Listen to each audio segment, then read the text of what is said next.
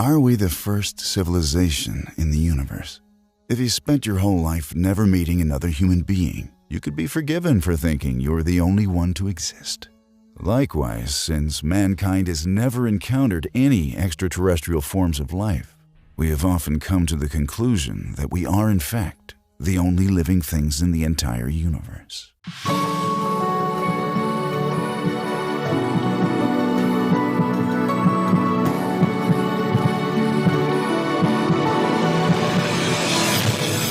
Number 4. The beginning. To discern whether we are the first civilization in the universe, we must first explore how the universe and life came to form in the first place.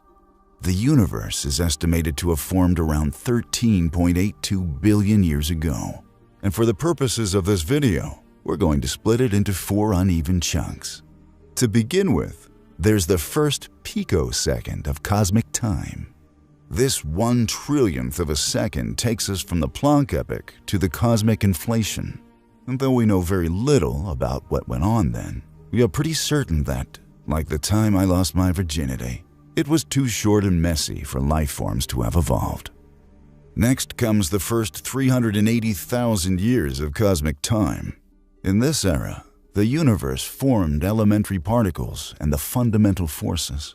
But since mostly everything was enveloped inside a never-ending blanket of hot ionized gas, just like the second time I got laid, we think it unlikely life could have formed at this point either. The universe then endured its very own dark ages.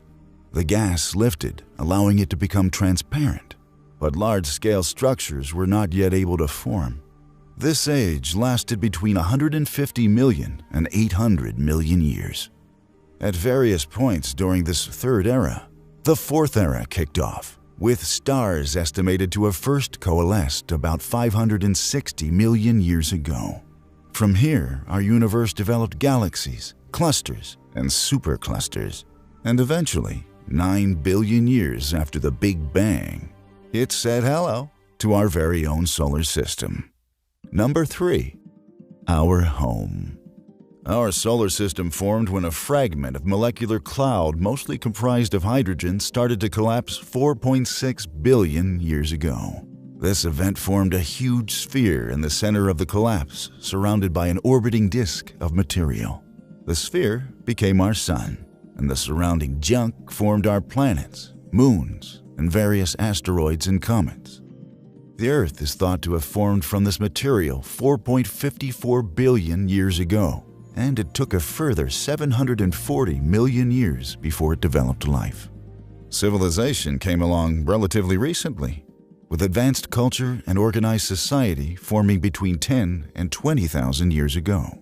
All this was made possible thanks to Earth's positioning within the habitable zone of our particular type of sun, and based on the fact that we've found no other life forms out there in the universe. We assumed all life would need is to inhabit a Goldilocks zone around a sun similar to ours. But according to a paper called Relative Likelihood for Life as a Function of Cosmic Time by Abraham Loeb, this may not be the case. Loeb believes life could also form on planets orbiting much weaker, smaller stars. These are called low-mass stars, or opposite mass. And while they are less powerful than our own sun, they still emit enough light and heat to form their own habitable zones in close orbit. Planets within this zone can form and retain liquid water. They are more common than our star type, and they last 1,000 years longer too. However, Loeb believes that life will only start to form around these stars in the distant future. He calculated that in 10 trillion years, the universe may have 1,000 times as much life as it does today. This means that the human race currently exists within the earliest days of universal life. We can't be sure we're the very first, but we are at least among them. Either way, mankind has shot its load early, and because of this, we may never meet another living being from another planet. Number 2. The first generation. Our sun is known as a second-generation star. The cloud from which our star was formed was created by a first-generation star exploding. Basically, the sun is one giant hand-me-down. It because the universe doesn't love us enough to buy a new one. First-generation stars were made directly from ingredients provided by the Big Bang, comprising not much more than hydrogen and helium. They were thought to be massive, powerful, and to have very short lifespans. Until recently, we had never observed such stars, believing they'd burned out and died long ago. But in 2015, a team led by David Sobral of the University of Lisbon claimed to have detected a first-generation star inside a galaxy known as CR7. Named after Cristiano Ronaldo, CR7 is the brightest galaxy ever seen from the time of the early universe. There's no news on whether it will ever get transferred back to Manchester United, but we do think we've detected several first-generation stars within it. Stars which formed when the universe was 800 million years old. So, could life have begun around one of these stars? If so, surely civilized life could have followed in the 12 billion years since. Probably not. According to the standard cosmological model, the heavy elements necessary for planet formation had not yet been made. So, unless some unknown kind of life form exists within the center of a star, it is unlikely life or civilization could have developed during this era. Although you'll notice we said it was unlikely, not impossible.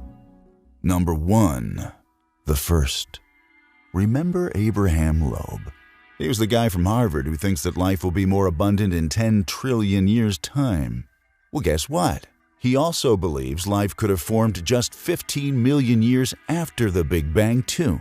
He just can't make his mind up. When the universe was a sweet teen dream, it had a cosmic microwave background temperature equivalent to a warm summer's day here on Earth. Within this warm universe, Loeb thinks that rare islands of dense matter may have existed too, which would have enabled the formation of massive, short-lived stars earlier than we previously thought. In turn, the explosions of these stars would have formed heavy elements, and thus, rocky planets could have been born. The warm temperatures caused by the universe's cosmic background radiation would have allowed the formation and retention of liquid water on these planets. This Goldilocks age of habitable temperature would only have lasted for a few million years, though. So, while life could have feasibly developed during this time, it seems unlikely that anything approaching civilization would have had time to form. But what if one of these life-hosting planets just happened to fall under the influence of an expired, but still warm first-generation star just as the universe's temperature began to drop off? What if it moved from the universal Goldilocks zone to that of a star, extending its habitability period for millions, perhaps billions of years? This may sound far-fetched, but so is the accumulation of conditions required for life here on Earth. Given the size of the universe, isn't this scenario at least slightly possible? Based on this, and considering the sheer number of Earth-like planets in our own galaxy, let alone the universe, it seems presumptuous to imagine we are the very first civilization ever to exist. But as we've already deduced, it seems likely we may be one of the first. If so, this means we have some important responsibilities. And we're going to explore some of these in our bonus video, Mankind, the Elders of the Universe, which you can watch on our Patreon page at patreon.com/strangemysteries. For a $2 a month pledge, which you can cancel at any time, you'll get to watch this and all of our bonus content, which goes deeper and darker into every topic than YouTube allows. If you don't want to donate, then that's bullshit. We know you wanted more. Strange Mysteries on YouTube and our Patreon bonus videos weren't enough to quench your search for truth, to give you that sense of awe and wonder again, to go past what you thought was the end, to give you the answers you seek, but which only lead to more questions. That's why we just upped the stakes. Chemicals of reality. Reality, consciousness, brains. What else is there? Ask yourself that question. Perhaps that's all there really is, but perhaps everything else is found within a place where these ideas, these things, overlap. Some thing, some place that is undefinable. To many people, altering certain chemicals in their brains produces what they would simply call hallucinations. In fact, what we're going to discuss specifically used to be called the businessman's trip, as one could enjoy it. Come down and put your pants back on in the time it takes to eat lunch. It wasn't taken seriously, well, unless of course you started digging.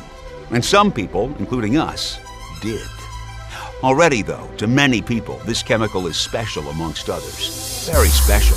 To them, it represents something more meaningful and incredible, as if it's the gateway to the next level of consciousness. The ticket to a higher reality barely explored by most humans. It is the entry point to a new reality, visited by only a select few, whose minds have become enlightened through the use of this exotic substance. For this reason, it's commonly referred to as the spirit molecule. But is its reputation as a mystical mind-opener deserved? Or is it, and everything it represents, just a load of bullshit? We look at, investigate, and dive deeply into nearly all available research regarding this question, from nearly every angle feasible. And in the course of doing so, stumble upon unexplainable patterns, correlations, and neurological evidence for a reality existing beyond this one. Watch this hour-long Strange Mysteries premium video, Chemicals of Reality, as well as many more to come by becoming an elite premium member of our Patreon at patreon.com/strangemysteries.